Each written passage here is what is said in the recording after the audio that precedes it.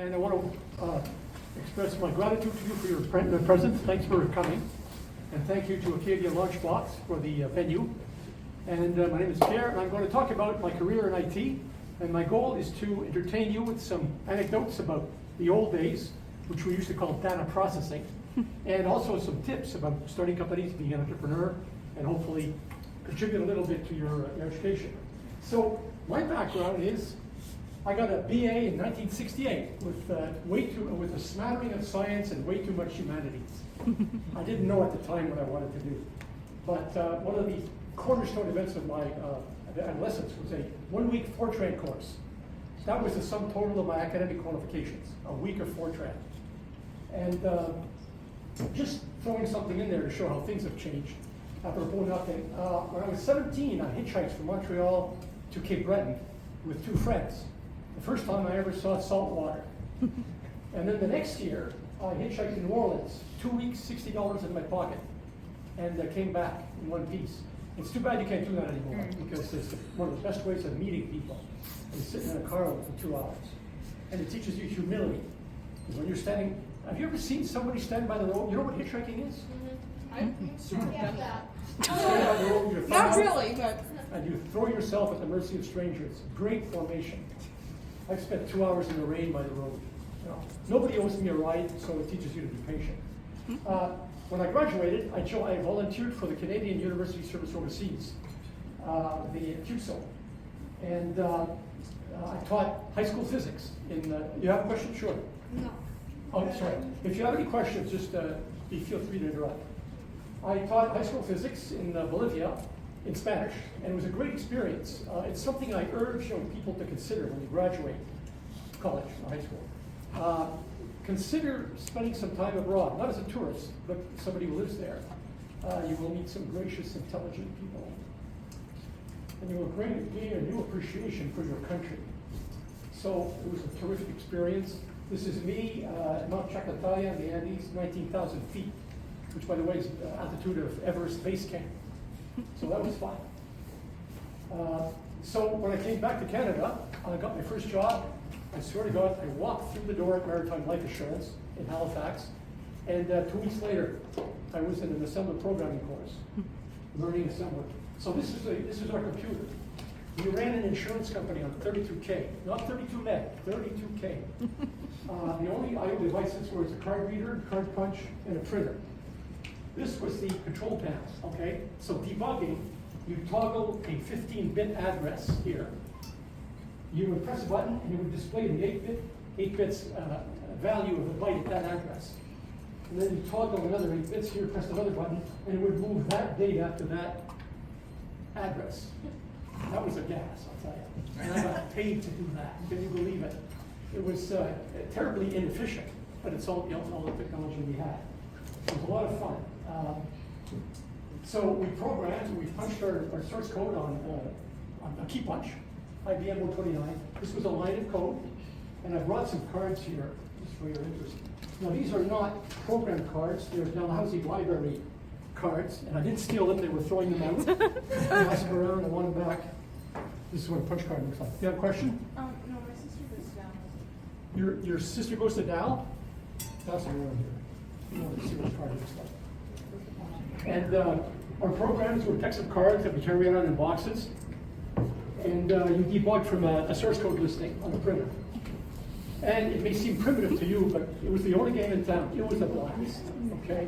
It was exhilarating, lots of fun. And no, I never dropped a deck of cards. So we wrote assembler. IBM mainframe assembler, unfortunately. No resemblance to the Intel PC. This is what we wrote on. It was pretty primitive. There was a label, an opcode, operand 1, operand 2. So working at Maritime Life, I was exposed to actuarial math, accounting math, and I took a 2-week assembly course. So one of the points I want to make here is, as you go through life, you are exposed to a whole range of different things. Always try to learn as much as you can. It's not all about just computer science. Computer science is interesting, but it's only interesting if it's applied to something. Trucking, manufacturing, communications. The most interesting application of computer science is when it's used for an application. So I left after 3 years. I left and I joined a company called Spare Univac. We manufactured, they manufactured and sold, I have a timer app here that tells me what slide I'm supposed to be on. Good, we are ahead of the game. So this is a typical mainframe, 262K, again, not meg K, that was the cat's meow. 262, we could run 2 or 3 programs at the same time. It's just no virtual memory. This is your tape drives and discs. The disc drives are the size of a washing machine, the printer in the back. And this is where we stored our data. There's 2,400 foot mag tape, 6,250 bits per inch. And this was our master file was on this, sequential processing.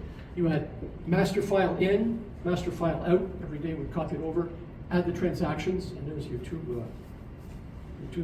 10, 11 feet down here, there's a silvery load point marker that indicates the beginning of data. Pass that around.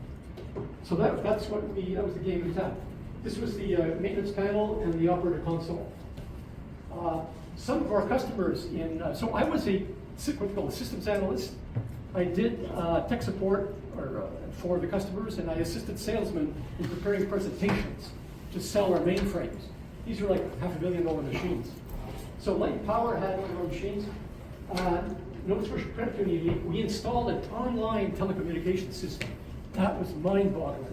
1976, we were sending data down the wire over a leased line. Maritime Teletel would reserve a line from here to Sydney, here to Yarmouth, and all of the credit unions in Nova Scotia had capital grade terminals with green screens. And we would do 9,600 bits per second. That was mind-boggling. And compared to what's a typical throughput rate today on a DSL line? 100 megabits? So imagine, and then this internet was fast. We could drive an entire branch with 5, 6, 7 terminals on 9,600 bps. So anyway, so then I'm with Univac. So here's the key lesson here. With Univac, I was exposed to many different industries. We pitched to governments, municipal, provincial, federal. Univac had Air Canada as an account with a big 1,100 mainframe driving the reservation system, 1970. I dealt with banks, with the petroleum industry. I was 5 years in Calgary. Food business, you name it. This is the corporate jet that we flew from Calgary to Philadelphia to sell to the Alberta Trailer Company, ATCO. $1 million machine. That was pretty cool. As an example of a customer, the Calgary Co-op chain wanted terminals at their cashier so they could verify members' credit status. So we flew to Toronto, where there was the only computer available. We prepared a demo, and 2 weeks later, Calgary Co-op, the controller, which was kind of a CFO, the controller came to Toronto, sorry. Sat down. He was a door guy, or a straight face. He's no nonsense kind of accountant. Sat him down at the terminal. He entered his member number. He saw his information come up. There was a faint smile on his face. I knew we had the sale then. Okay, and we sold. And that was it teaches you about selling and business, which is an important part of your life. Even if you are in the computer science world, if you want to be successful as an entrepreneur, you need a smattering of business sense. Then I left after 5 years. I left and I joined Xerox, again as a programmer. Now Xerox, you know them as a copier company. But, do you know who invented the mouse? Kind of. I phoned it ahead. Do you know who invented the mouse? It wasn't Apple, it wasn't Microsoft, Xerox. We invented the local area network. A bunch of Xerox employees at what's called Palo Alto Research Center in Palo Alto. The graphical user interface. You know the story. Steve Jobs, who was cranking out character-based Apple IIs, snuck a tour of a park called Palo Alto Research Center with a bunch of his team. And for the first time in Steve Jobs' life, the genius who invented the Apple, he saw a mouse, instantly got it. He realized right away that was the future. And Xerox are legendary for having blown away the opportunity of a lifetime. Because the people in head office, they were copiers. They didn't understand computing and so on. That's an interesting lesson. So Xerox made a laser printer. This is 1979. The Xerox laser printer, today laser printers are a dime a dozen, right? We take it for granted. But believe me, in those days, this was the only game in town. This machine sold for $500,000 in 1980, $2 million today. So it was a big sell. And what we call value proposition, what it represented for companies is in those days, there were very few screens and terminals. All information was distributed with printed reports. So the printed report was a very important part of the organization.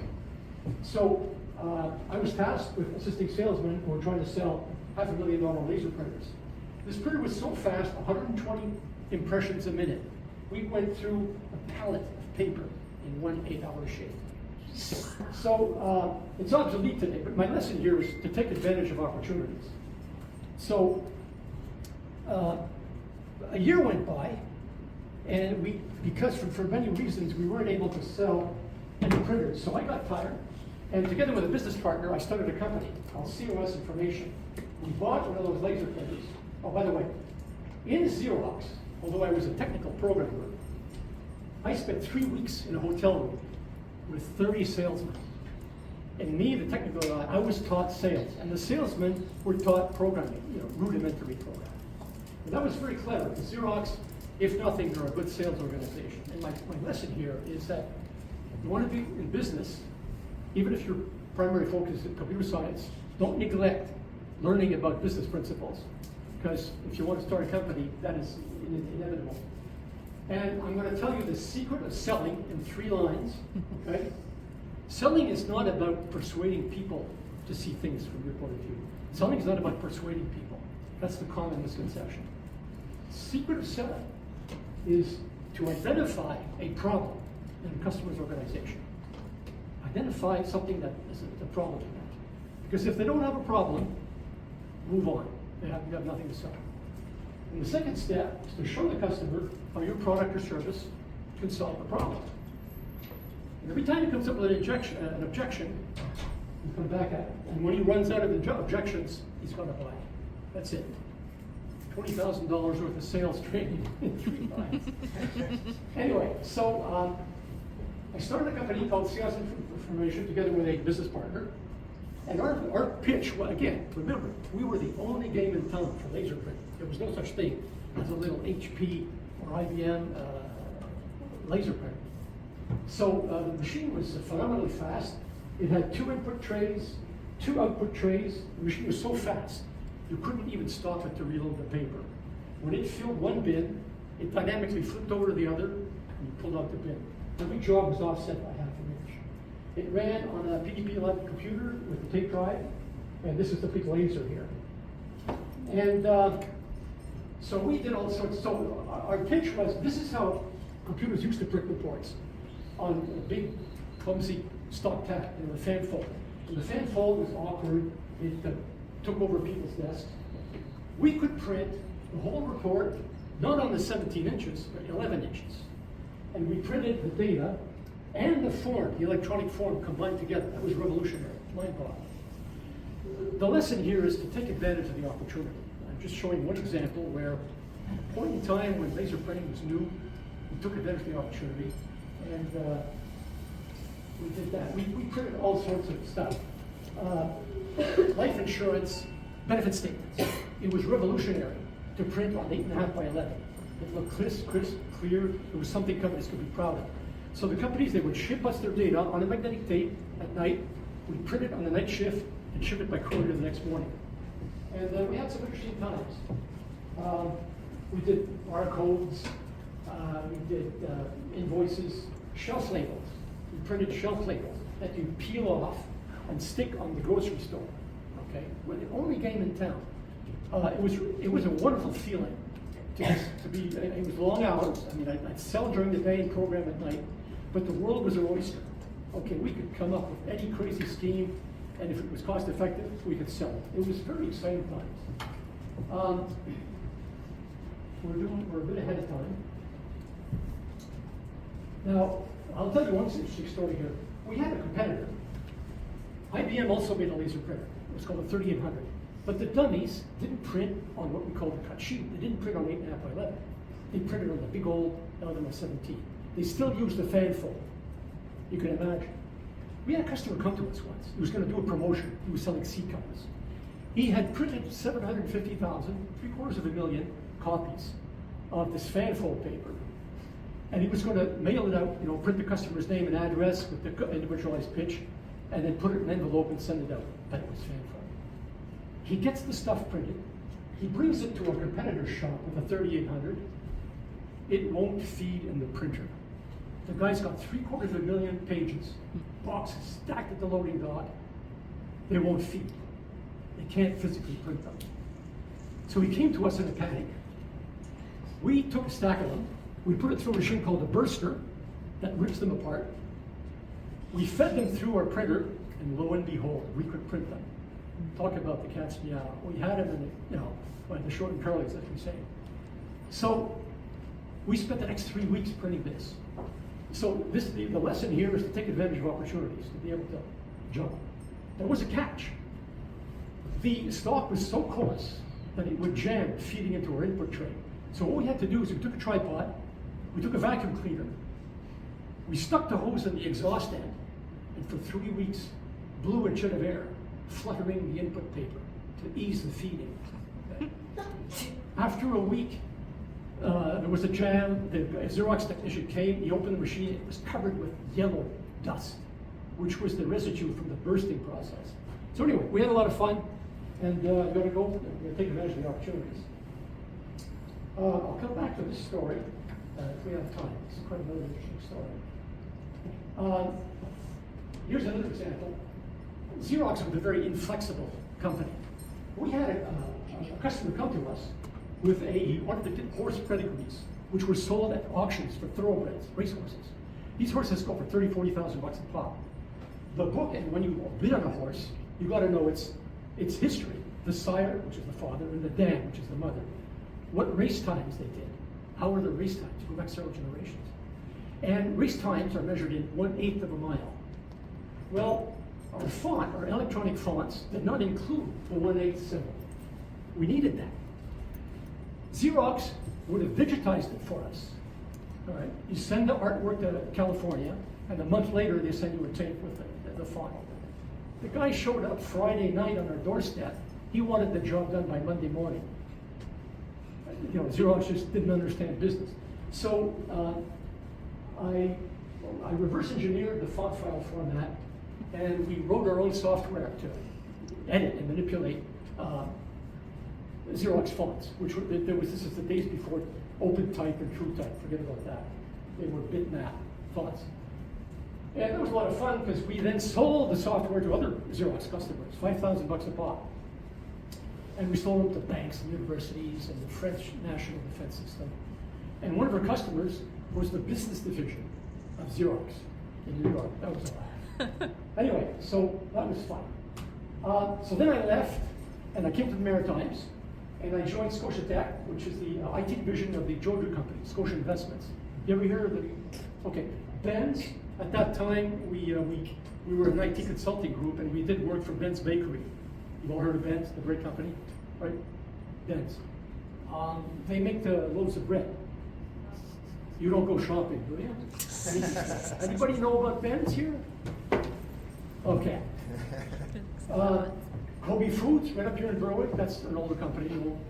It's a tragic example of the domination of Upper Canada on maritime commerce. Anyway, it's a long story. So Kobe Foods had equipment in Berwick. Maritime Paper Products, they're still in business. They make cardboard boxes in Dartmouth. Minus Space and Pulp Power, another company that had to shut down after 80 years in business in Hansport. CKF, anybody know Royal China paper plates? Have you heard of them? An enlightened young man here. So we managed Hewlett Packard mini computer system. Polestar Transport, they've been absorbed into Armor. You remember, you've seen the big Armor trucks?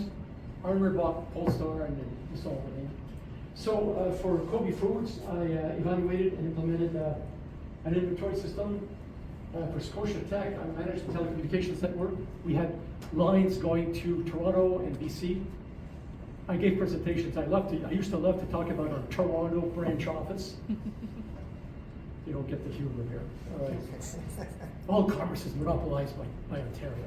So, anyway, so the point here is that even though I was a programmer, I was exposed to all sorts of businesses, gave me all sorts of ideas for opportunities. That was very exciting. Again, I get my kicks from making computers do useful things for people. You know, there's nothing more gratifying than to seeing your client improve their productivity, build their profit line. It's just, it validates your life. So then I got laid off. What happened is our clients matured. They formed their own IT departments. They didn't need Scotia Tech anymore. They dissolved the company. Best thing ever happened to me, I was laid off. And I started my own consulting company. And one of the projects I worked on, I was telling Mike, Larson's used to slaughter hogs in Berwick. Yes, that's where bacon comes from, pork chops and ham. What happens is the hogs would come in, be sprung up, they'd be weighed electronically on the assembly line. Then they'd be graded. This little red gun you see here, the orange gun, it's a probe that you stick into the hog. The hog's dead at this point. Okay? And it measures centimeters of white fat, centimeters of pink meat, and depending on the proportion, the information gets sent back to a computer. And every hog has a tattoo on his ear, being the farmer's tattoo number. So if you look at the hogs, they all have a tattoo in their ear. It's the same number for all the hogs. And they're weighed electronically. So Larson's needed a system that would combine the weight from the electronic scale, the centimeters of fat and meat from the probe, and the barcode. Every pig is spiked with the barcode. And then they calculate what they owe the farmer and pay. So I wrote a system. It was pretty cool. It included an interrupt driver. I don't know if you have any idea. I mean, it was like this far above the raw hardware at that point. It captures every time a character comes through a serial port, it interrupts the program. And anyway, it's high-tech stuff, but fortunately we don't do that anymore. But it was fun. I did my testing in the plant. They had 400-pound carcasses swinging down the line. I got hit inside the head once by a hog. I wasn't paying attention. Hard hat was flying with blood and guts. It was quite entertaining. But that was cool. I also developed a system for maritime paper products. This here is called a corrugator. It's the length of a football field, and it's a machine that takes 3 layers of liner board, dimples the middle one, zigzag, makes a sandwich on the top, the middle, and the bottom, and that's cardboard. That's where cardboard comes from. They take these rolls, feed it down there, and there's big knives that slice it according to the customer's needs. So they needed a system that took the orders from the Hewlett-Packard mini computer and sent them over, reformatted them, and sent them to the PC that controlled the corrugator. So I wrote a system in the middle, again using the internet driver. It was a lot of fun debugging because it was running under DOS, not Windows. And at one point I had a bug. I needed to do a trace dump. And the data was coming in too fast to write to the hard drive. So even though DOS is limited to 640K, through some voodoo, you could access another couple of meg. So I wrote debug trace statements in the excess memory, and then after dumping the disk, a lot of fun. Very, very primitive, but highly entertaining. So I did that for a while, and then I decided I wanted to start a company based on something my grandfather left with me. This is my grandfather, Raoul, and he was a very interesting man. He worked in the advertising department of Canadian Pacific Railways. And he grew up on a farm, but he educated himself. And he found the time to start a hotel and a ski resort. Come on in, have a seat. He found the time to start a ski resort in north of Montreal. And he traveled all over the world. And he also was passionate about genealogy, family history.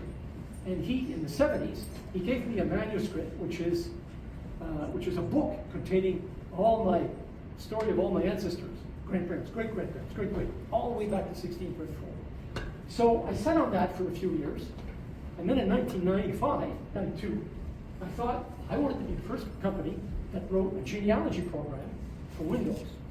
And by that I mean it's a program where you would enter the name of your ancestors, the birth date, the date of birth, the place of birth, and so on.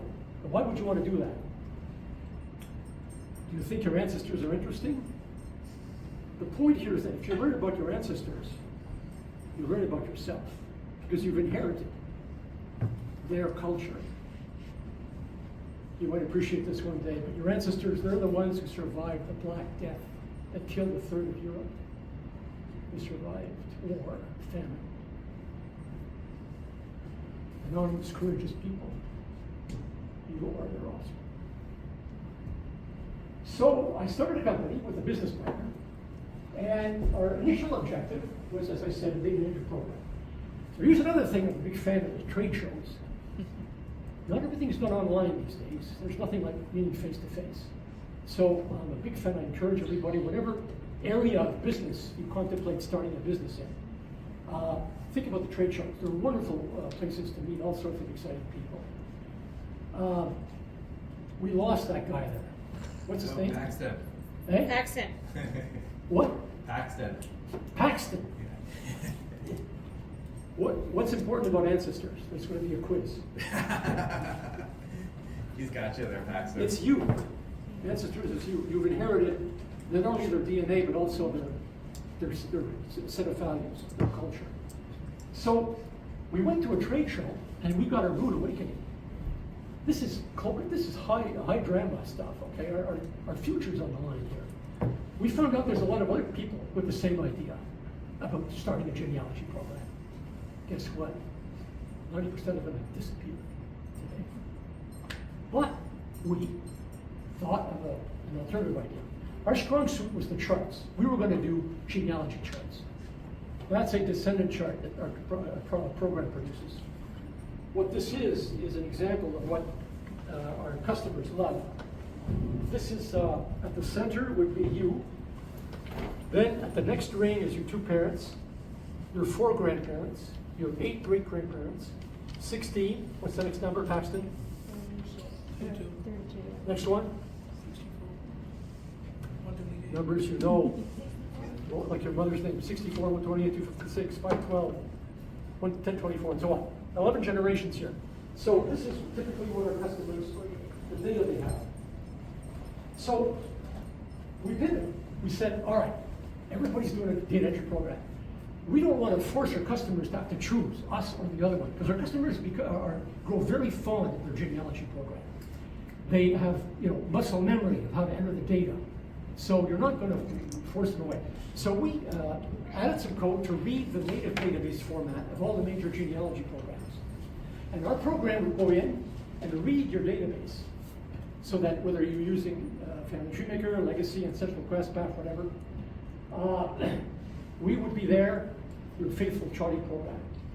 We got an investment. We got a loan from ACOA, the Atlantic Canada Opportunities Agency. Anybody hear of ACOA here?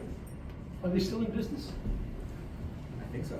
Yeah. So they fronted us $100,000, and we got friends and family to invest. So here's another tip. Our credibility with these guys was greatly enhanced by these people chipping in. ACOA figured, well, we don't know Pierre and Bob from Adam, but if their friends and family are pitching in $5,000, $10,000, $15,000, maybe they're not a crackpot, so we'll take a chance on it. So that was a big asset. So we attended trade shows. Now, we met major players in the field, and we met the LDS Church, who are very big in genealogy. They encourage their members to do their genealogy. We met a company called Corel, big software company in Ottawa. We met Software McKeith, big genealogy company, and learned about the importance of genetics, so I'll talk more about that later. We got our humble start. This was my first office, okay? This is a shack on the North Mountain where I spent 9 years with my ever-patient family. And this is our office. It's a portable classroom, okay? Oh, gosh. I got it for a couple of $1,000. They hauled it in tractor, put it on mounts, and that was And there's a couple of years where I lived off my savings, okay? But you gotta have faith. This is a 100-year-old farmstead on the North Mountain. So this is what we do. Our software creates, it helps, and this is our tagline, it helps your customers tell the story of their family. Telling stories is a big thing in marketing. There's a guy, a guru called Seth Godin. He wrote Purple Cow and stuff like that. He's a legend in marketing. Here's the sad truth, is that you've heard the saying, build a better mousetrap and the world will come and beat a path to your door. Have you all heard that? Well, you've heard it now, okay? Remember that. You've heard it, right? Okay, it's a lie, all right? Not only do you have to build the better mousetrap, you have to build the path, and you have to drag them kicking and screaming to your door. So the sad truth is that you may have the greatest idea in the world, but all the money you spent developing it, you're only halfway there. You'll spend as much again marketing the darn idea. All right? It's unfortunate. Who's ever heard of Chester Carlson? No. He's the guy who invented xerography. One of the greatest inventions of the 20th century, xerographic printing, which led to laser printing. Chester Carlson struggled for 10 years trying to get his idea, trying to interest companies in his idea. And took him 10 years. There was at one point, there was a German chemist working with Chester. He spent a year struggling with the technology. Finally, the German chemist said, screw this. He could have been a billionaire. Anyway, it's an interesting book. The Xerox gives you a free book when you graduate, when you hire with them, called The Billions Nobody Wanted. And it's about Chester Carlson's struggle to invent xerography. Interesting. Okay, so this is a fan chart. This is a descendant chart. There's your ancestor, your uncles and aunts and parents, you. We do it with pictures, an ancestor chart. Many. These are some of my customers from all over the world. I sell in 50 countries. 99% of my customers are not Canadian. I can count on my hand the number of customers in Nova Scotia. So that's great, because I sell in US dollars, as I was telling Mike. All my revenue's in US dollars. So when the Canadian dollar goes down, it means my bank account in US dollars is worth more and more and more. And governments love you when you export, because you're bringing in, I apologize for going a little bit over your heads here, kids, but US dollars, regardless of what's going on right now in the world, are pretty useful, because they're a currency that goes up. So these are some of the customers. You can see family reunions, so happy family reunions. Look at this chart here, 20-foot long chart. This guy published a book with my software. It's another family with a big, huge chart. And the point of all this is, if you've ever been to a family reunion, all the cousins get together, they celebrate, and if they're lucky, there's a genealogist in the family that can show where everybody's related. So it's a lot of fun. It's fun to know where you're from and how you're related. There's one of the things that we do that nobody else in the world does. It's called a descendant fan chart. That's an ancestor fan chart.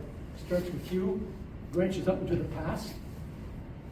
That's easy because the pattern is predictable. 2, 4, 8, 16, 32. And as Paxton showed up, 64, 128, 256. Right? He went to bed late last night. With a descendant fan chart, you start with the ancestors at the middle. And then there's the next generation, the next. That's random. The number of kids you have is totally unpredictable. So you can't just do a simplistic 2, 4, 8, 16, 32. So that's the only company in the world that does that, right here in Nova Scotia. Okay, so we're doing good for time. This is a kind of a cool story. What chart are we at here? All right. This, I swear to God, this generated 7 figures worth of revenue for the past few years, okay? You know what that means? How many dollars is 7 figures? Picture. That's $1 million, okay? Out in my friggin' basement, all right? Kid you not. There's a lot of detail here. I'd like to go into it, but I'll just be very brief. This is a descendant chart. That's my grandfather, his daughters, and his grandchildren, and my cousins, okay? And this chart is based on matching DNA. I had all my cousins, you've heard about DNA tests, right? You spit in a vial and you send it away. One of the things that they do with that is they tell you your ethnicity. You're Irish, Scottish, French, North African, whatever. Genealogists consider that's frivolity. It's general, it's not very useful. There's another thing you can do is you can take all your cousin's DNA and match it. What parts of the chromosome, you understand what a chromosome is, all right? I'm sorry, I'm jumping around here. Every cell in our body has 46 of these long ladders called chromosomes. And they are what determine color of your eyes, your hair, how strong you are, whether you're susceptible to allergy to cats or whatever. You all understand that, right? And you get a little bit from your dad, a little bit from your mom. So all your cousins, you share DNA, but some of it's different. So by comparing the DNA, you can measure how much DNA you all share. And there's rules about how much DNA two siblings share, brothers and sisters, two cousins, grandparents, second cousins, third cousins, right? And they all arrange all the amount of DNA you share fall within certain. Okay, so you'll notice there's some red here, right? What it means is that some of the people in this chart, the amount of DNA that they share is not as you would expect it. Some of these things are not like the others, right? It's too low.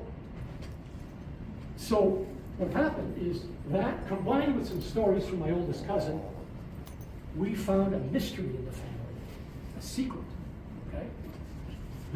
The oldest daughter, Ruby, she was not Alfred's daughter. My grandmother, she left Scotland, 1909, 3 years ahead of the Titanic. She was a feisty lass, a woman in her own right. She didn't get along with her parents, what teenage girl does, right? She left home, 1909. She hopped on a boat and crossed the Atlantic, 3 years ahead of the Titanic, and arrived in Canada alone, unchaperoned. Now this is for the grown-ups here. What could go wrong, right? So she met a man. They had a daughter. It's a mystery man. We don't know who he is. We'll never know. And then 2 years later, she met and married my grandfather and had a family. And we found out through the DNA matrix, or I say we wrested a secret, century-old secret from the grave. My grandmother is long gone. She has no idea we've discovered this. And I always say that I have nothing but gratitude to my mom, respect and affection. If she had done anything different, I wouldn't be here. So that's some of the fun you can have with genealogy. This is like catnip to genealogists. So we were very successful with this chart, and it has brought out a lot of spin-offs. One of the products we did market it was this thing called the gene lines. Now this is kind of tricky. Bear with me here. This is a pedigree chart, okay? The green bar here, his father is there, John, and his mother is Abigail. But the idea here is along here are the centuries, the years. And every rectangle coincides with the person's birth, the date of birth, and the date of death. So you can see who was contemporary with who. You can see this guy, he never met his paternal grandfather, but he did know his maternal grandmother. Anyway, so you can do a lot of stuff. This is very popular. Well, we had customers call us and say, hey, we heard about gene lines. We like the timeline stuff. Can you get rid of the genealogy garbage? So my business partner started tallying the inquiries, and he saw an opportunity, and he developed a program called Timeline Maker, which is pure timelines, okay?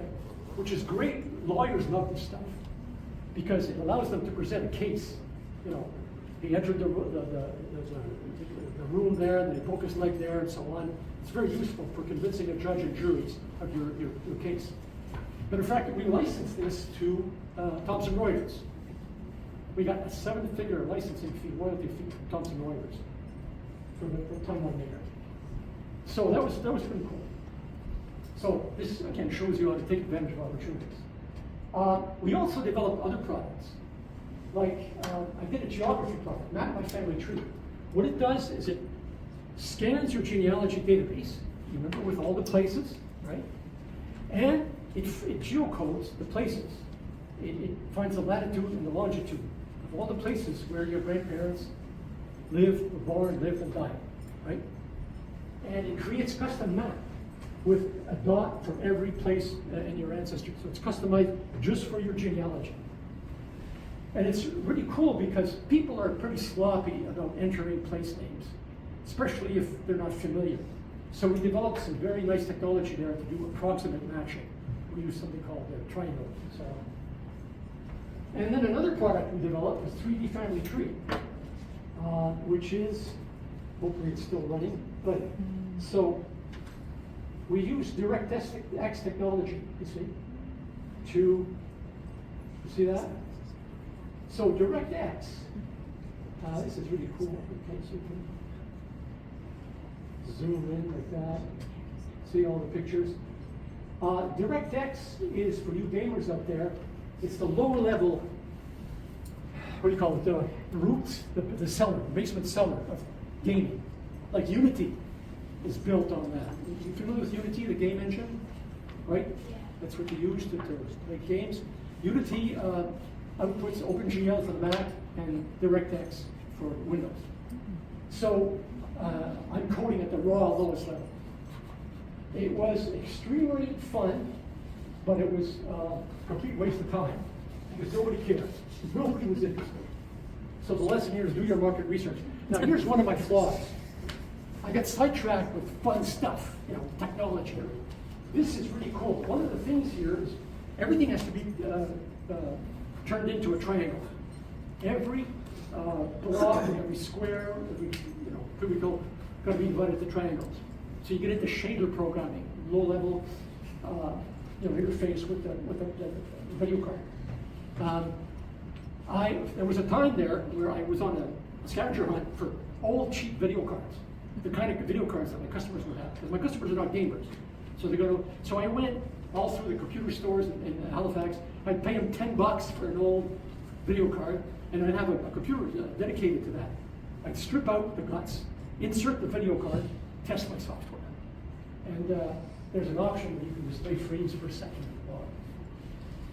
I had one card one time. I didn't know about, power supplies. You were supposed to plug the fan in, and I didn't know. So I fried the card because it was running bare bones. Got to plug it in. Lots of fun. So I only paid $10 for it. So okay. Now here's some exciting stuff. As if the other stuff wasn't exciting. Here's the key about, you want to be self-employed. Oh, by the way, I didn't mention this, but I want to emphasize, I didn't start companies right out of the gate.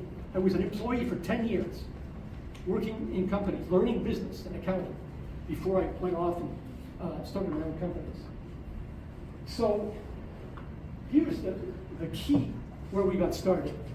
We met the Church of Jesus Christ of Latter-day Saints, the Mormons, at a trade show. And in those days,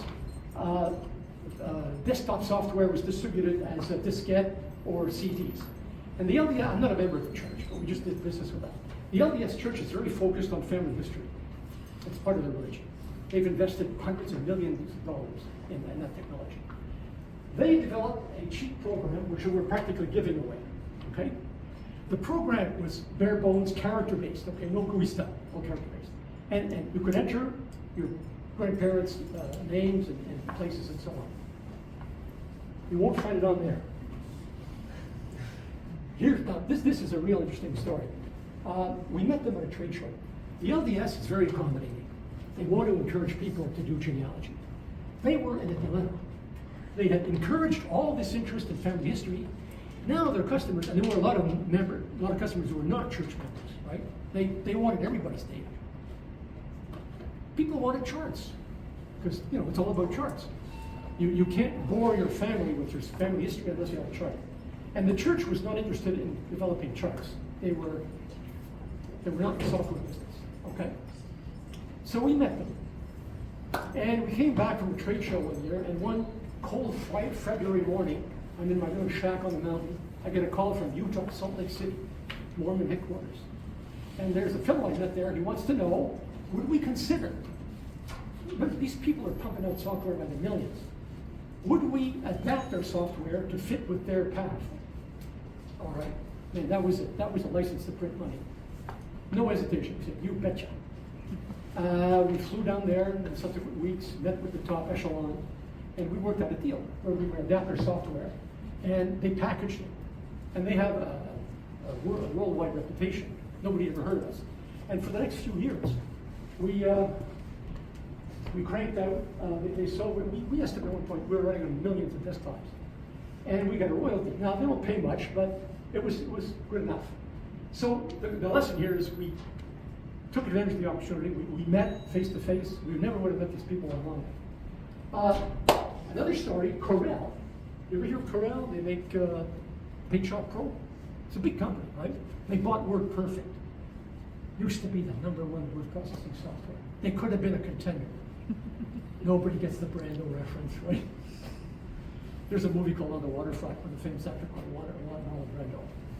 And there's a scene there that says, I could have been a contender. Anyway, so Corel was coming out, they're in the charting business, the graphics business. They thought they could take a stab at genealogy software. They were on a death march. You know what a death march is? It's in the final weeks of a project.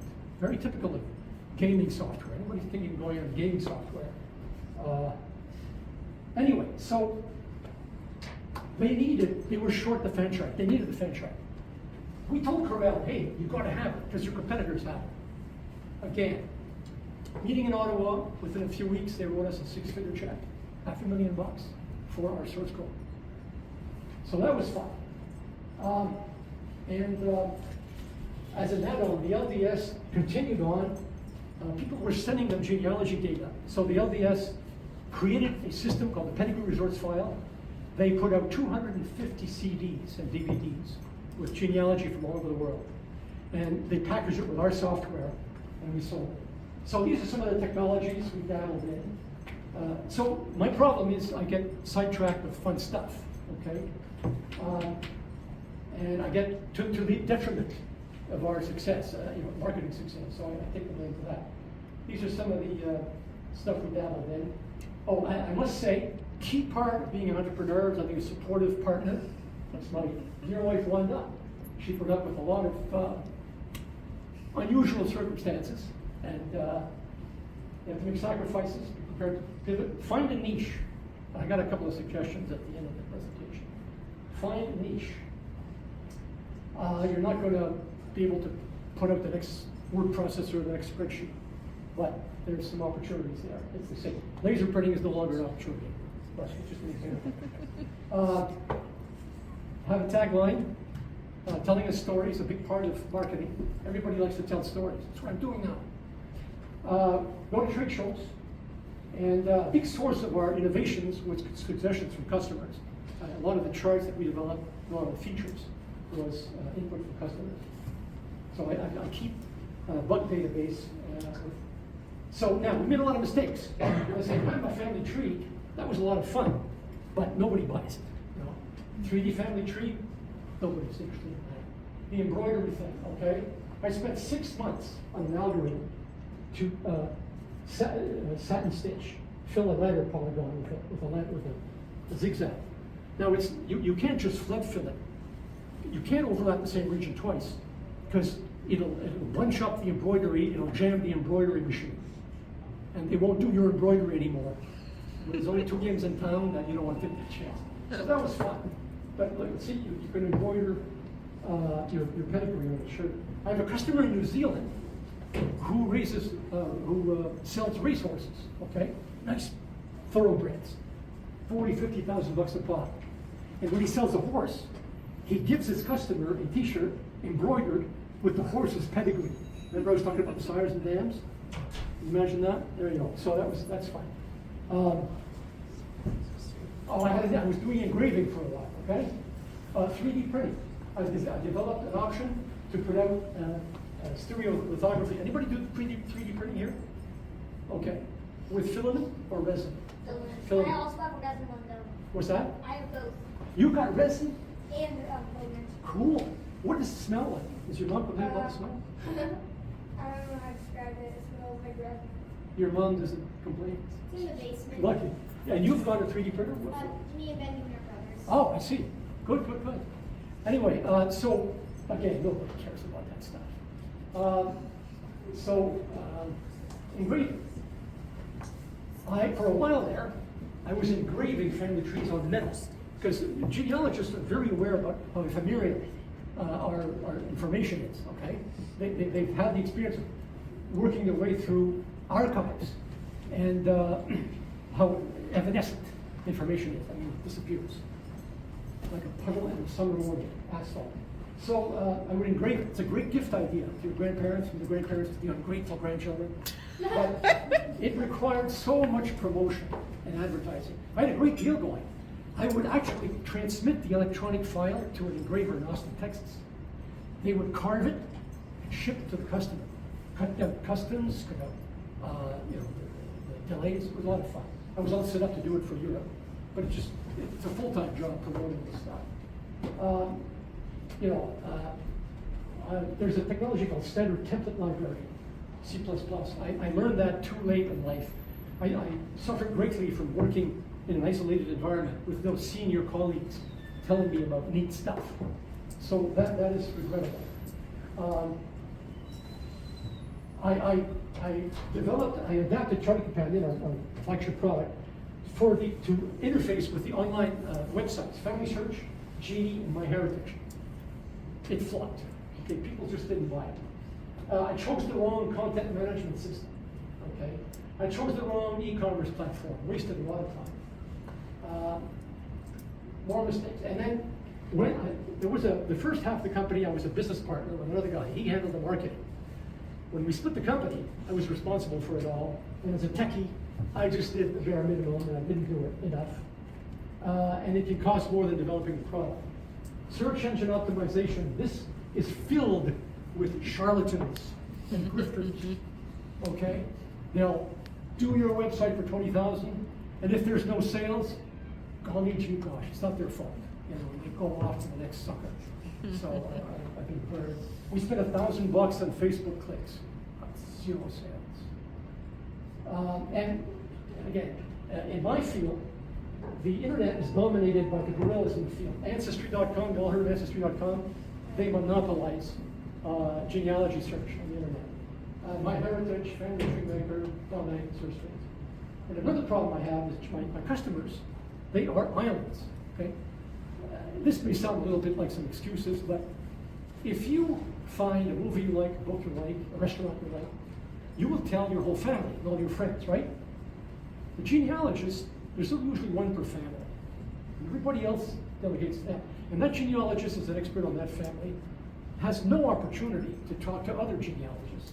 So if one genealogist finds something interesting, it's very unlikely they're going to find a colleague with whom to share the information. The minority of them belong to societies. So that's why it makes it hard to market. Now, on the plus side, things we did right, C++, we started back when the state of the art was at 33 megahertz, 486, okay? Windows 3.1. I wrote for 16-bit Windows 3.1. And that's the age of some of these kids' parents, I guess. That's fine. It's like yesterday for me. And so it had to smoke. That stuff had to run like smoke on the 486. So we still have the same code. Some of our program modules are less than 8 character names, because that was you were limited to 8.3 file names. So we got cryptic source modules like pg105.cpp. So static typing, I don't know if you have any thoughts on that. I'm a strong believer in static typing. Dynamic typing is like heroin. It's fun at first, but it'll cost you in the long run.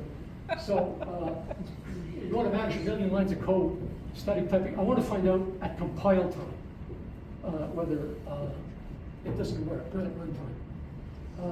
We convert to Qt, put in a theme, that was great. It enabled us to compile for the Mac as well as Windows.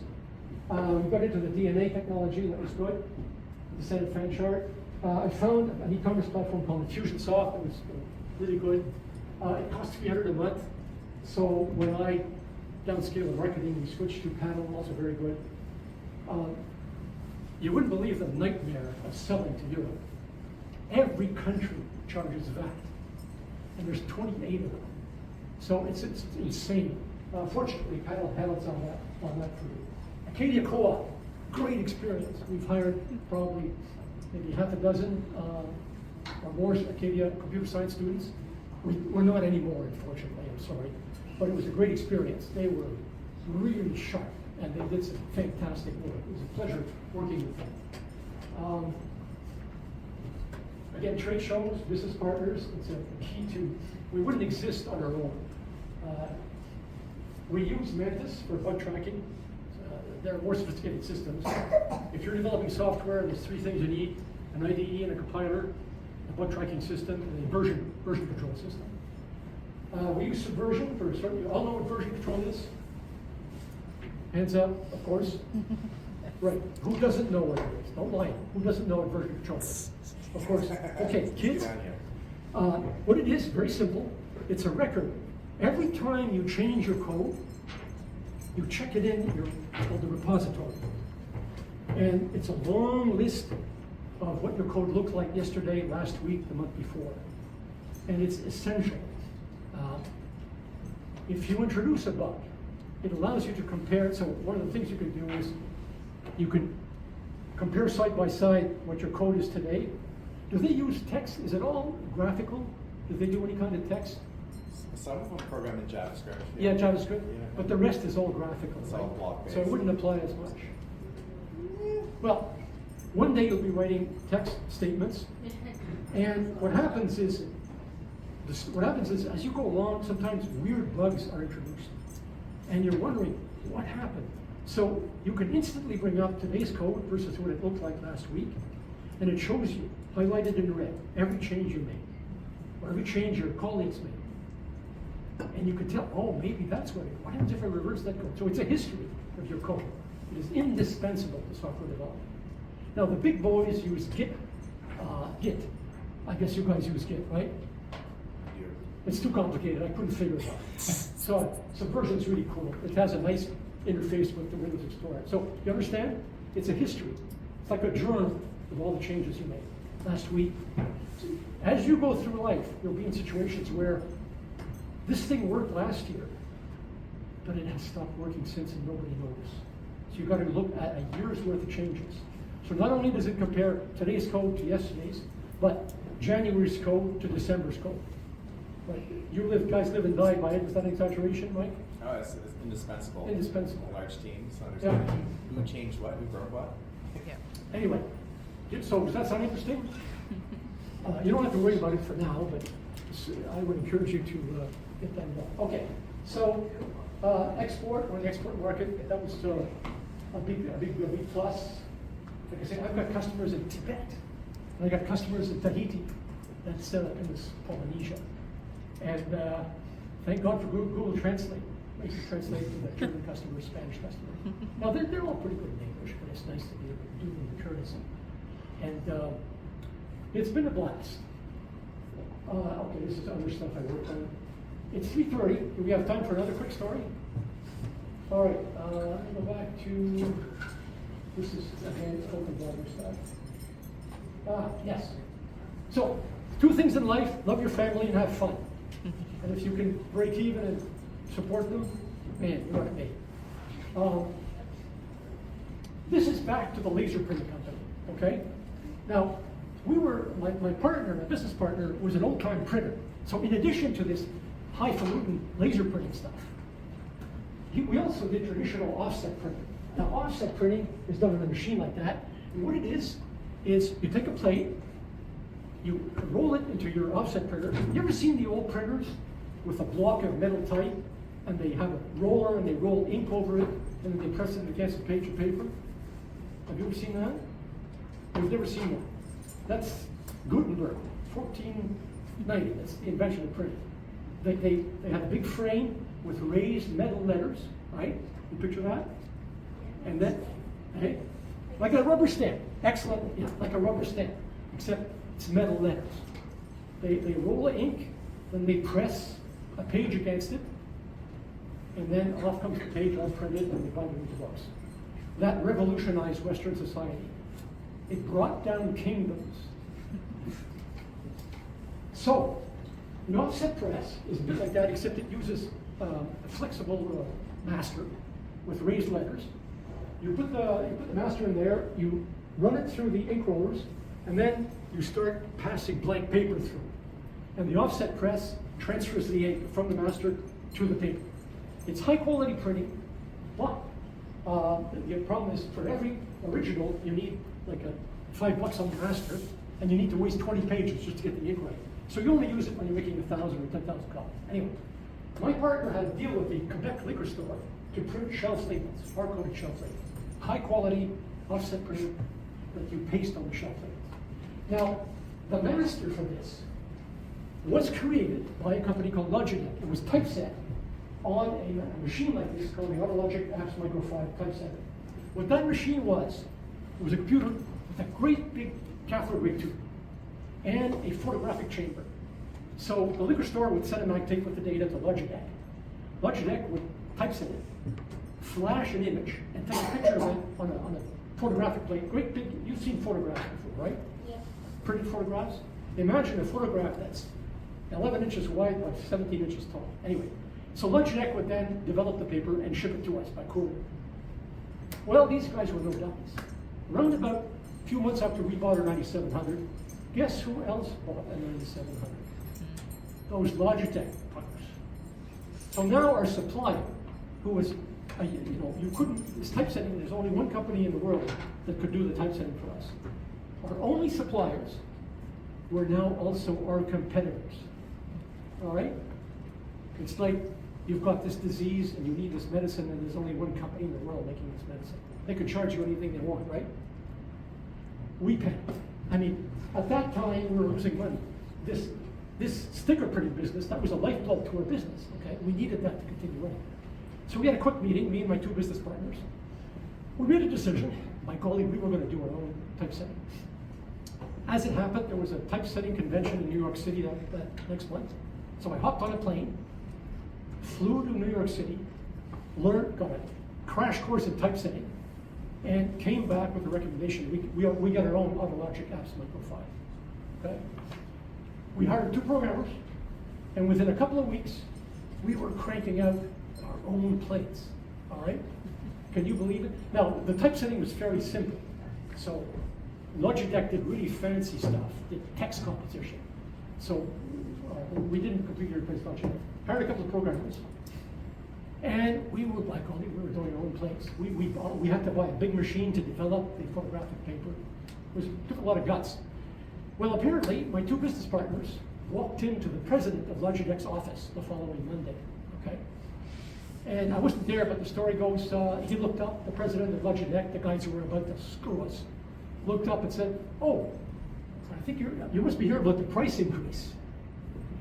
Unbeknownst to us, they had sent us in the mail the Friday before a price increase. They were announcing, now that we were at their mercy, that we're going to increase our prices. So we had not received the notice yet. So my business partner said, no, we're here to tell you we don't need you anymore. And apparently the look on the president's face was priceless.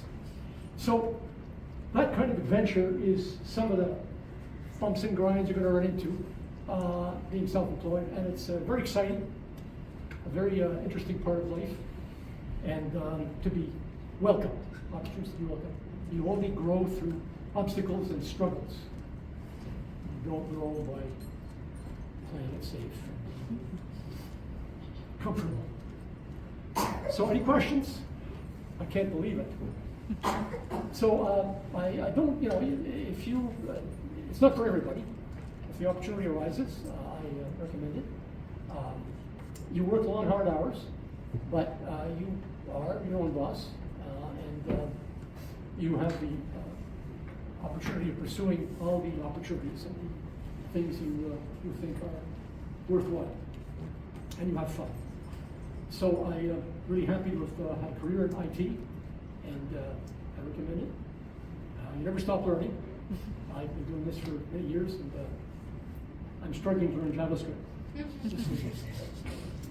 So, great. Thank you for your time and your attention.